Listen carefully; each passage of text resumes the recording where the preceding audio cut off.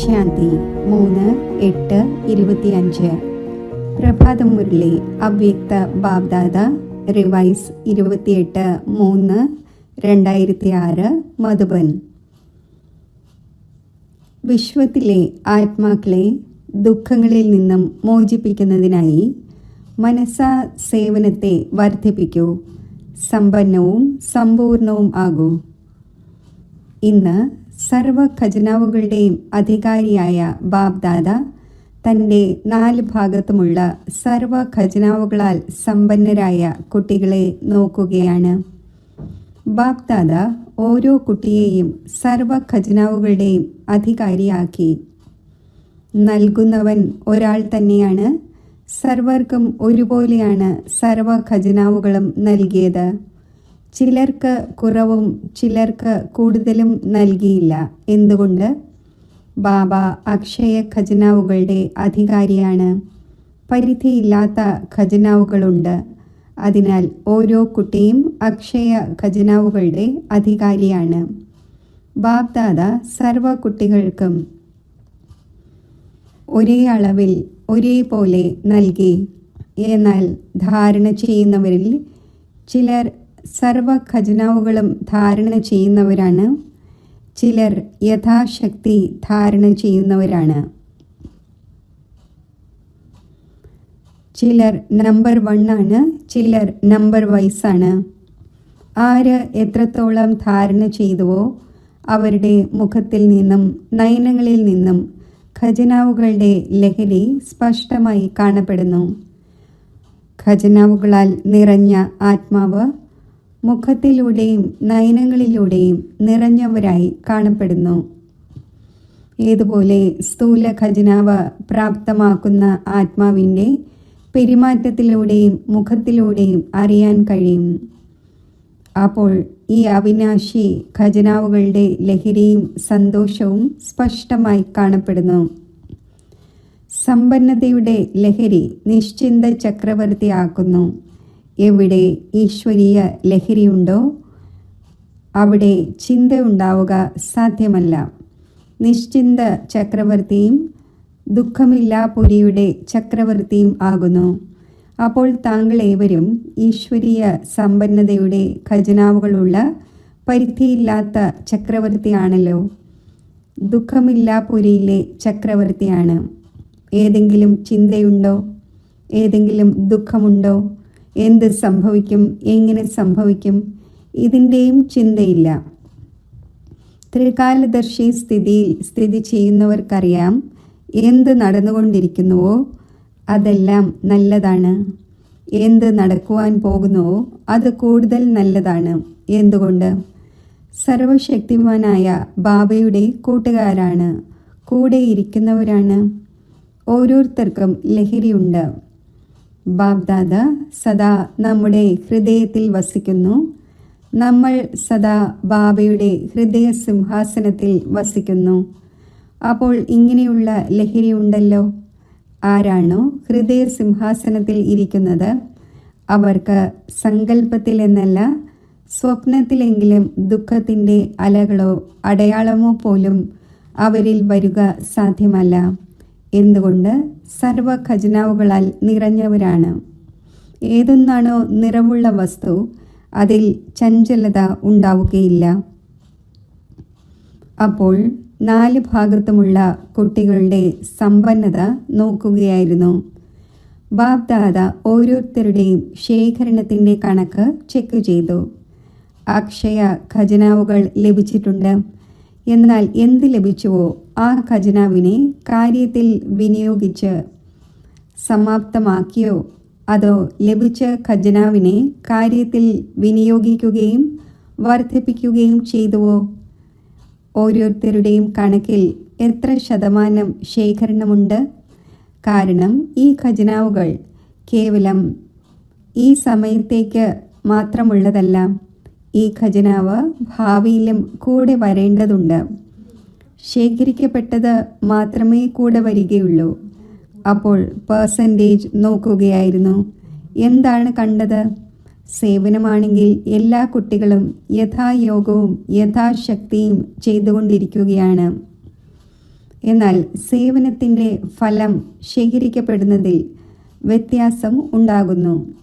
പല കുട്ടികളുടെയും ശേഖരണത്തിൻ്റെ കണക്ക് നോക്കി സേവനം വളരെയധികം ചെയ്യുന്നു, എന്നാൽ സേവനം ചെയ്യുന്നതിൻ്റെ ഫലം ശേഖരിക്കപ്പെട്ടുവോ അതോ ഇല്ലയോ?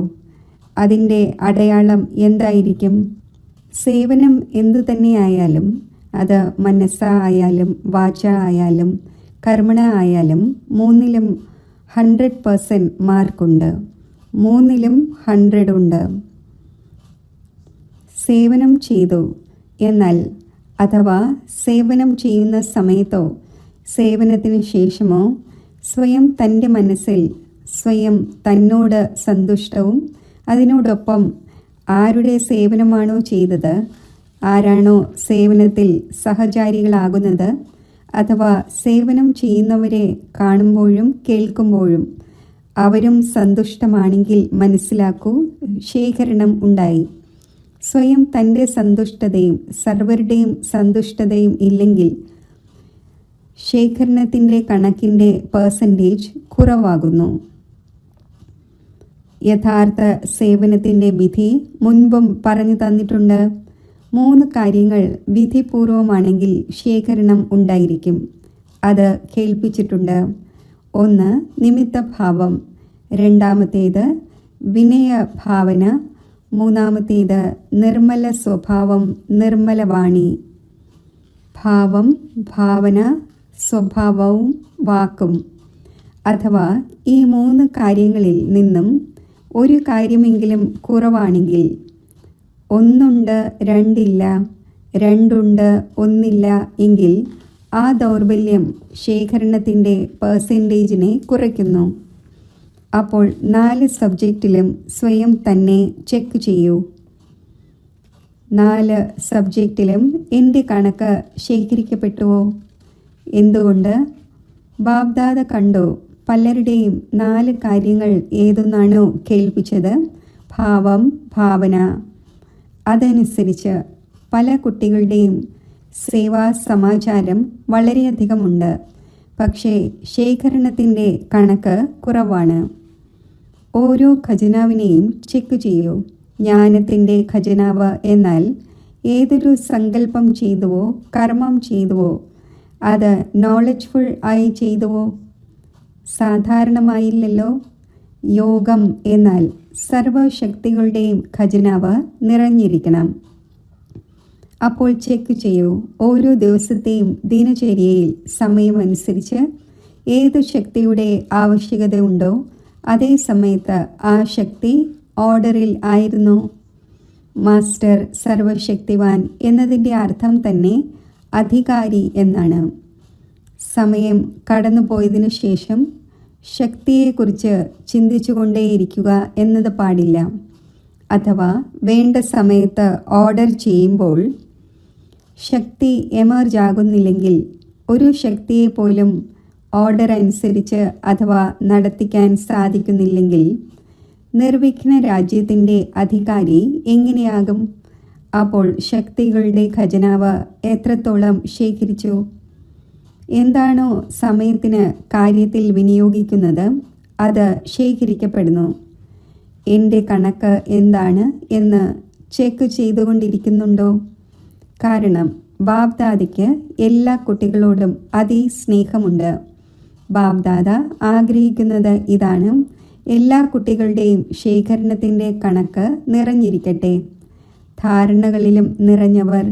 ധാരണയുടെ അടയാളമാണ് ഓരോ കർമ്മവും ഗുണസമ്പന്നം ആയിരിക്കും. ഏത് സമയത്ത് ഏത് ഗുണത്തിൻ്റെ ആവശ്യകതയുണ്ടോ ആ ഗുണം മുഖത്തിലും പെരുമാറ്റത്തിലും എമർജായി കാണപ്പെടട്ടെ. അഥവാ ഏതെങ്കിലും ഗുണത്തിൻ്റെ കുറവുണ്ടെങ്കിൽ സരളതയുടെ ഗുണം കർമ്മത്തിൻ്റെ സമയത്ത് ആവശ്യമാണെന്നിരിക്കട്ടെ. മധുരതയുടെ ആവശ്യകത ഉണ്ടെന്നിരിക്കട്ടെ. അപ്പോൾ വാക്കിലോ കർമ്മത്തിലോ അഥവാ സരളതയ്ക്കും മധുരതയ്ക്കും പകരം അല്പമെങ്കിലും ആവേശമോ ക്ഷീണമോ കാരണം വാക്കിൽ മധുരതയില്ലെങ്കിൽ, മുഖം മധുരമല്ലെങ്കിൽ, സീരിയസ് ആണെങ്കിൽ ഗുണസമ്പന്നം എന്ന് പറയില്ലല്ലോ. ഇങ്ങനെയുള്ള സർക്കംസ്റ്റൻസും ആയിക്കൊള്ളട്ടെ. എന്നാൽ എൻ്റെ ഗുണം എന്താണോ ആ എൻ്റെ ഗുണം എമർജായിരിക്കണം. ഇപ്പോൾ ഷോർട്ടായി കേൾപ്പിക്കുകയാണ്. അതുപോലെ തന്നെ സേവനത്തിൽ സേവാധാരിയുടെ ഏറ്റവും നല്ല ലക്ഷണമാണ് സ്വയവും സദാ ഭാരരഹിതം, ലൈറ്റും പ്രസന്നവുമായി കാണപ്പെടണം. സേവനത്തിൻ്റെ ഫലമാണ് സന്തോഷം. അഥവാ സേവനം ചെയ്തിട്ടും സന്തോഷം മറഞ്ഞു പോവുകയാണ് എങ്കിൽ സേവനത്തിൻ്റെ കണക്ക് ശേഖരിക്കപ്പെട്ടില്ല. സേവനം ചെയ്തു, സമയം വിനിയോഗിച്ചു, പ്രയത്നിച്ചു, അപ്പോൾ കുറച്ച് പെർസെൻറ്റേജിൽ അത് ശേഖരിക്കപ്പെടും, വെറുതെ പോവുകയില്ല. എന്നാൽ എത്ര പെർസെൻറ്റേജിൽ ശേഖരണം ഉണ്ടാകേണ്ടതാണോ അത്രയും ഉണ്ടാകുന്നില്ല. അതേപോലെ തന്നെ സമ്പർക്കത്തിൻ്റെ അടയാളമാണ് ആശീർവാദങ്ങളുടെ പ്രാപ്തി ഉണ്ടാവുക. ആരുടെ സമ്പർക്കത്തിൽ വന്നാലും അവരുടെ മനസ്സിൽ നിന്നും താങ്കളെ പ്രതി ആശീർവാദങ്ങൾ വരണം, വളരെ നല്ലത് എന്ന്. പുറമേ അല്ല, ഹൃദയത്തിൽ നിന്നും വരണം. ഹൃദയത്തിൽ നിന്നും ആശീർവാദങ്ങൾ വരണം. ആശീർവാദങ്ങൾ അഥവാ പ്രാപ്തമായെങ്കിൽ ആശീർവാദങ്ങൾ ലഭിക്കുന്നത് വളരെ സഹജ പുരുഷാർത്ഥത്തിൻ്റെ ഉപാധിയാണ്. പ്രഭാഷണങ്ങൾ നടത്താതിരുന്നുകൊള്ളൂ. മനസ്സാ സേവനവും ഇത്രയും പവർഫുൾ അല്ല എന്നിരിക്കട്ടെ. ഏതെങ്കിലും പുതിയ പ്ലാൻ ഉണ്ടാക്കാൻ അറിയില്ല, സാരമില്ല. ഏറ്റവും സഹജ പുരുഷാർത്ഥത്തിൻ്റെ ഉപാധിയാണ് ആശീർവാദങ്ങൾ നേടൂ, ആശീർവാദങ്ങൾ നൽകൂ. ഇങ്ങനെ ബാബ്ദാദ പല കുട്ടികളുടെയും മനസ്സിലെ സങ്കല്പം റീഡ് ചെയ്യുന്നു. പല കുട്ടികളും സർക്കംസ്റ്റൻസ് അനുസരിച്ച് പറയുന്നു. അഥവാ ആരെങ്കിലും മോശമായ കാര്യം ചെയ്യുകയാണെങ്കിൽ അവർക്ക് എങ്ങനെയാണ് ആശീർവാദങ്ങൾ നൽകുക? അവരോട് ദേഷ്യമാണല്ലോ വരുന്നത്, ആശീർവാദങ്ങൾ എങ്ങനെ നൽകും? പിന്നെ ക്രോധത്തിൻ്റെ സന്തതികളും വളരെയധികമുണ്ട്. എന്നാൽ അവർ മോശമായ കാര്യം ചെയ്തു, അത് മോശമാണ്. താങ്കൾ ഇത് മോശമാണ് എന്ന് ശരിയായി മനസ്സിലാക്കി. ഈ നിർണയം നന്നായി നടത്തി, നന്നായി മനസ്സിലാക്കി.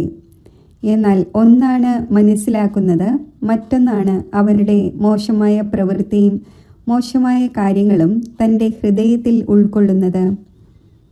മനസ്സിലാക്കുന്നതും ഉൾക്കൊള്ളുന്നതും തമ്മിൽ വ്യത്യാസമുണ്ട്.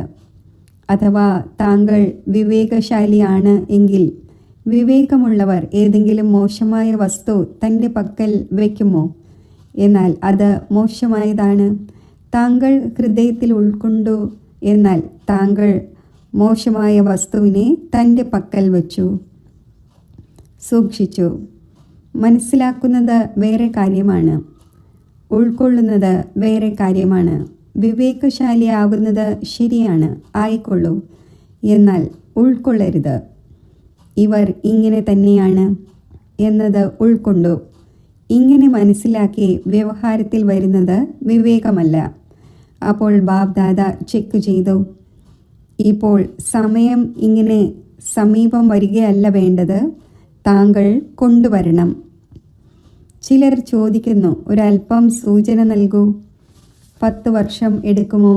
20 വർഷം എടുക്കുമോ? എത്ര സമയമെടുക്കും? അപ്പോൾ ബാബ കുട്ടികളോട് ചോദ്യം ചോദിക്കുന്നു. ബാബയോട് ധാരാളം ചോദ്യങ്ങൾ ചോദിക്കാറുണ്ടല്ലോ. അപ്പോൾ ഇന്ന് ബാബ കുട്ടികളോട് ചോദ്യം ചോദിക്കുന്നു. സമയത്തെ സമീപം കൊണ്ടുവരുന്നത് ആരാണ്? ഡ്രാമയാണ്. എന്നാൽ നിമിത്തം ആരാണ്? താങ്കളുടെ ഒരു ഗീതവുമുണ്ട്. ആർക്കെങ്കിലും പ്രഭാതത്തെ തടയുവാൻ കഴിഞ്ഞിട്ടുണ്ടോ? ഗീതമുണ്ടല്ലോ. അപ്പോൾ പ്രഭാതം കൊണ്ടുവരുന്നത് ആരാണ്? വിനാശകാരികളാണെങ്കിൽ പിടഞ്ഞുകൊണ്ടിരിക്കുകയാണ്, വിനാശം ചെയ്യട്ടെ, വിനാശം ചെയ്യട്ടെ എന്ന്.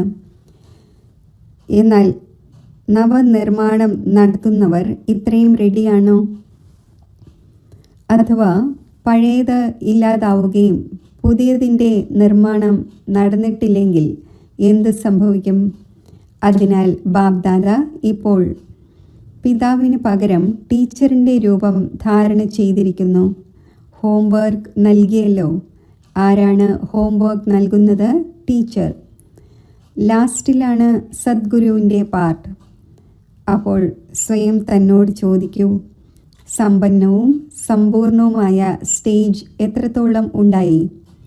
ശബ്ദത്തിൽ നിന്നും ഉപരിയും ശബ്ദത്തിൽ വരുന്നതും രണ്ടും സമാനമാണോ?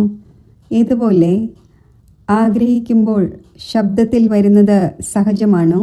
അതേപോലെ തന്നെ ശബ്ദത്തിനുപരി പോകുന്നത് ആഗ്രഹിക്കുന്നത് പോലെയാണോ? സെക്കൻഡിൽ ശബ്ദത്തിൽ വരാൻ സാധിക്കുന്നുണ്ട്, സെക്കൻഡിൽ ശബ്ദത്തിനുപരി പോകണം. ഇത്രയും പ്രാക്ടീസ് ഉണ്ടോ?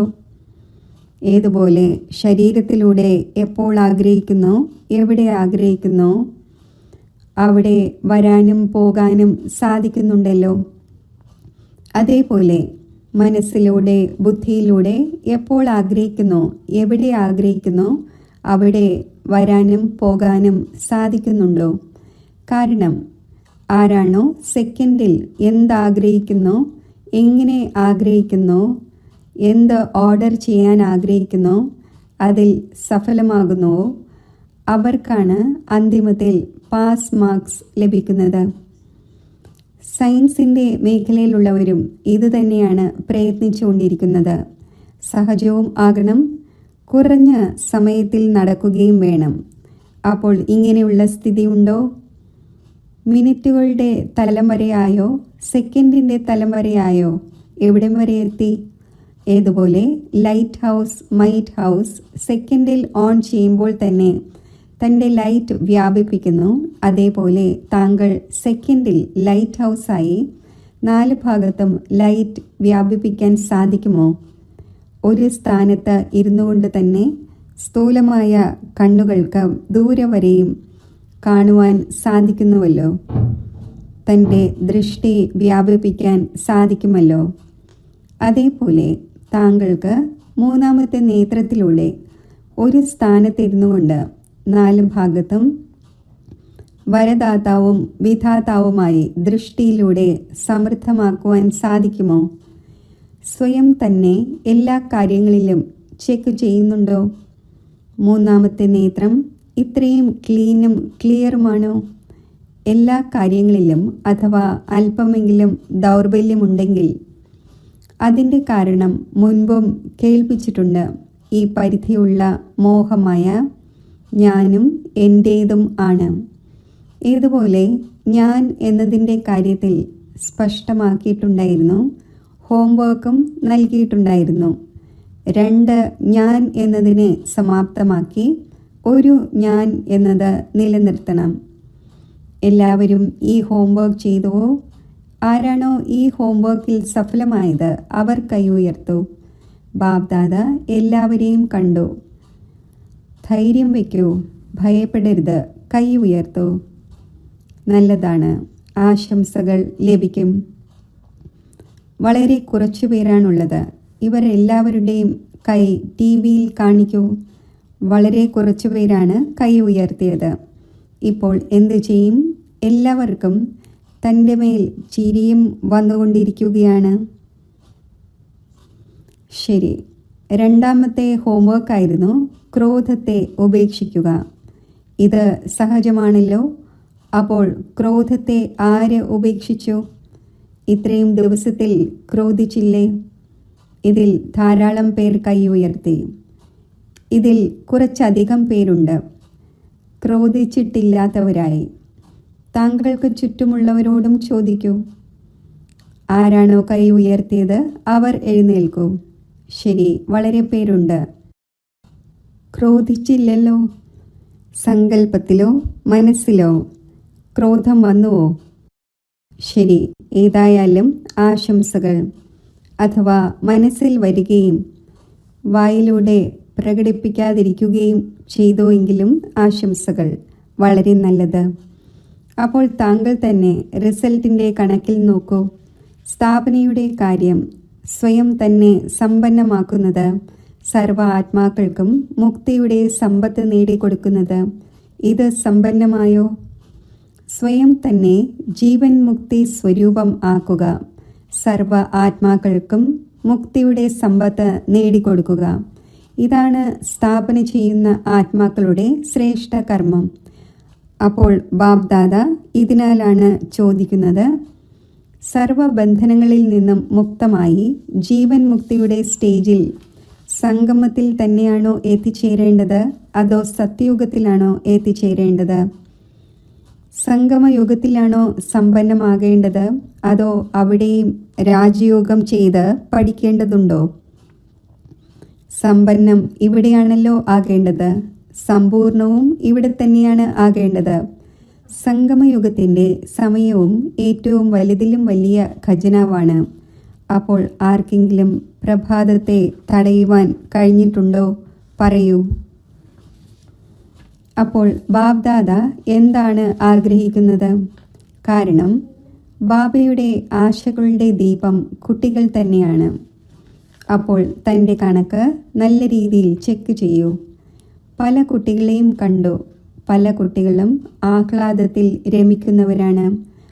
ആഹ്ലാദത്തോടെ പോയിക്കൊണ്ടിരിക്കുന്നു. എന്ത് സംഭവിച്ചോ അത് നല്ലത് എന്ന്.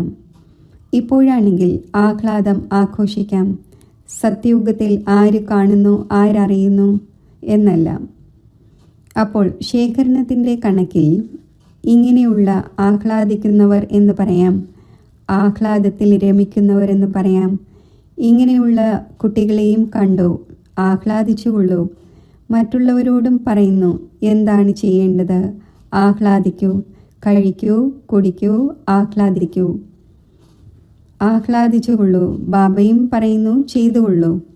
അഥവാ അല്പം കൊണ്ട് തൃപ്തിപ്പെടുന്നവരാണെങ്കിൽ അല്പം കൊണ്ട് തൃപ്തിപ്പെട്ടുകൊള്ളൂ. വിനാശി സാധനങ്ങളുടെ ആഹ്ലാദം അല്പകാലത്തേതാണ്. സദാകാലത്തെ ആഹ്ലാദം ഉപേക്ഷിച്ച് അഥവാ അല്പകാലത്തെ സാധനങ്ങളുടെ ആഹ്ലാദത്തിലാണ് ഇരിക്കാൻ ആഗ്രഹിക്കുന്നത് എങ്കിൽ ബാബ്ദാദ എന്തു പറയുവാനാണ്? സൂചന നൽകും. മറ്റെന്ത് ചെയ്യും? ആരെങ്കിലും വജ്രങ്ങളുടെ ഖനിയിൽ പോയി 2 വജ്രങ്ങൾ എടുത്തുകൊണ്ട് സന്തോഷിക്കുകയാണെങ്കിൽ അവരെ എന്തു പറയും?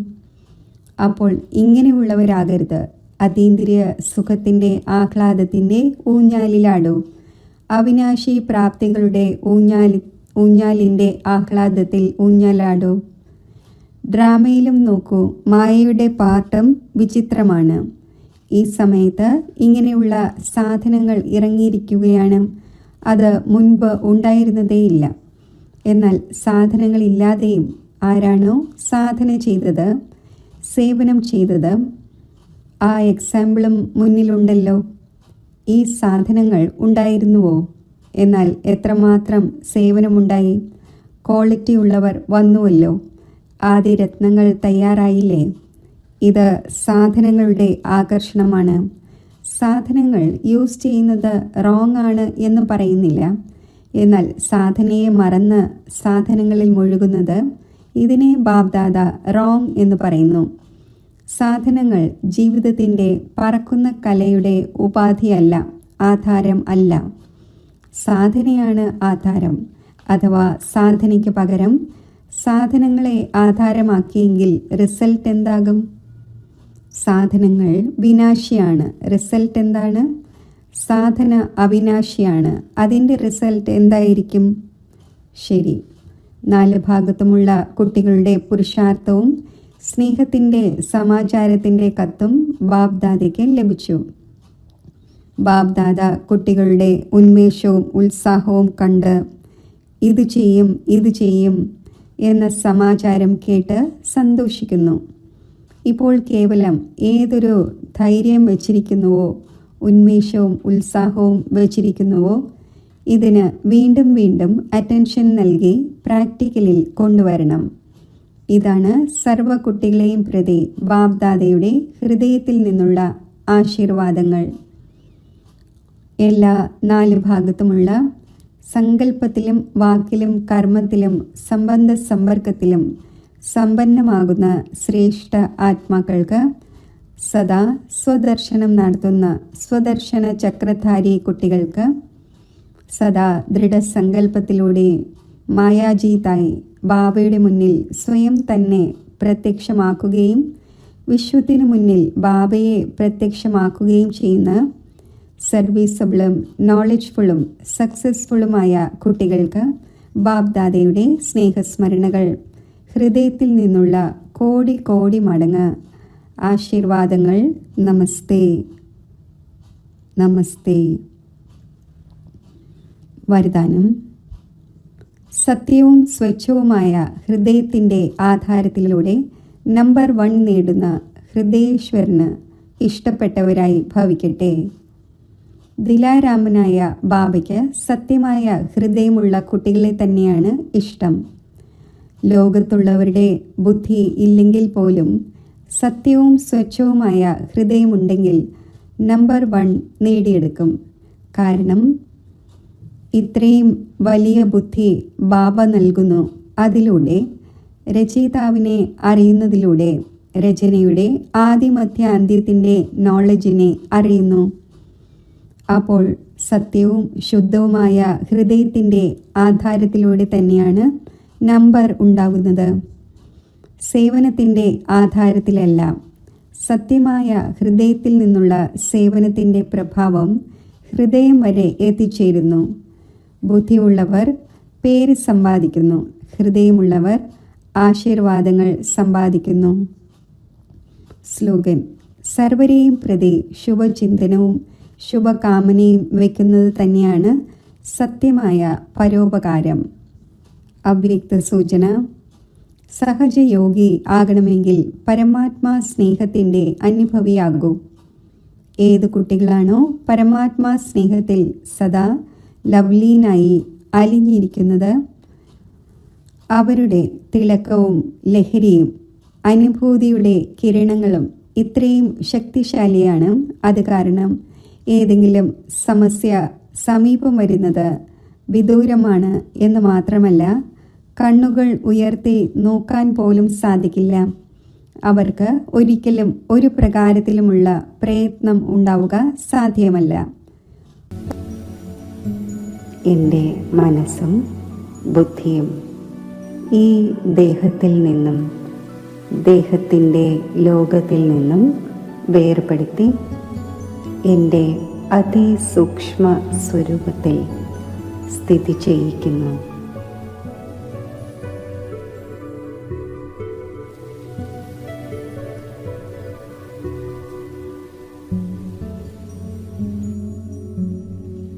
ഉത്സാഹത്തിൻ്റെയും ഉന്മേഷത്തിൻ്റെയും ചിറകുകൾ കൊണ്ട് ഞാൻ എൻ്റെ സൂക്ഷ്മ സ്വരൂപത്തിലൂടെ അവ്യക്ത ലോകത്തിലേക്ക് സഞ്ചരിക്കുന്നു.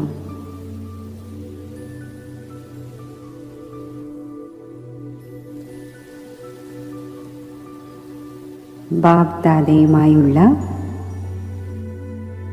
മധുര മിലനത്തിൻ്റെ തീവ്രമായ താൽപര്യത്തിൽ ഒരു സെക്കൻഡിൽ ഞാൻ അവ്യക്തവദനത്തിൽ എത്തിച്ചേരുന്നു.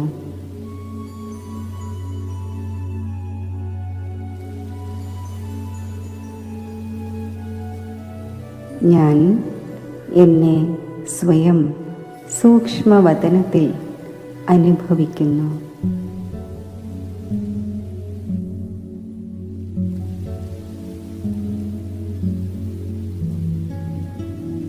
ശീതളമായ വെണ്ണിലാവ് പോലെയുള്ള പ്രകാശം നിറഞ്ഞ ഈ അവ്യക്ത ലോകത്തിൽ അവ്യക്ത ബാബ്ദാദയുടെ മുന്നിൽ ഞാൻ സ്ഥിതി ചെയ്യുന്നു.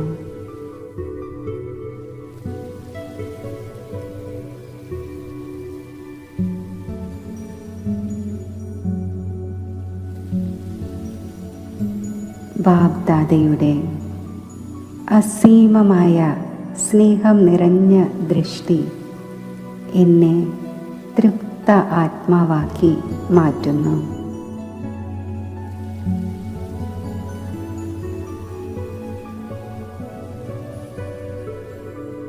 ഞാൻ ഭാരരഹിത അവസ്ഥ അനുഭവിക്കുന്നു.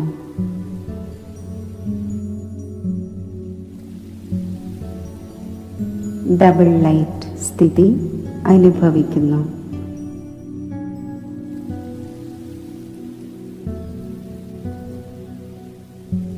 എൻ്റെ സമ്പൂർണ്ണ അവ്യക്ത ഫരിഷ്താ സ്വരൂപത്തിൽ ഞാൻ സ്ഥിതി ചെയ്യുന്നു.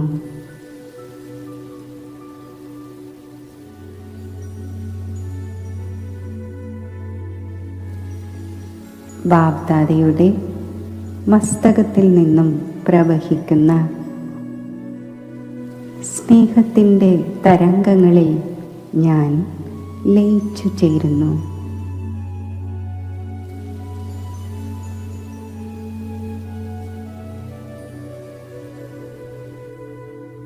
ബാബ്ദാദ തൻ്റെ വരദാനി ഹസ്തങ്ങൾ എൻ്റെ മസ്തകത്തിൽ വച്ച് എനിക്ക് പരമാത്മാ ആശീർവാദങ്ങൾ നൽകുന്നു.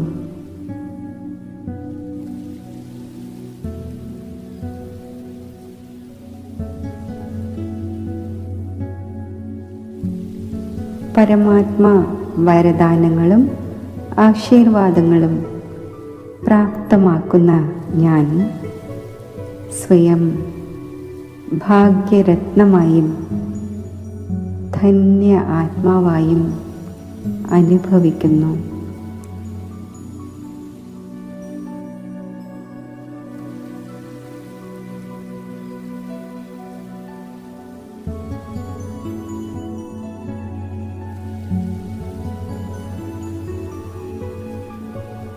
ഈ അവ്യക്ത ഡബിൾ ലൈറ്റ് ഫരിഷ്താ സ്ഥിതിയിലിരുന്നു കൊണ്ട് പരമാത്മാ പാലനയുടെ ശ്രേഷ്ഠ സുഖം ഞാൻ അനുഭവിക്കുന്നു.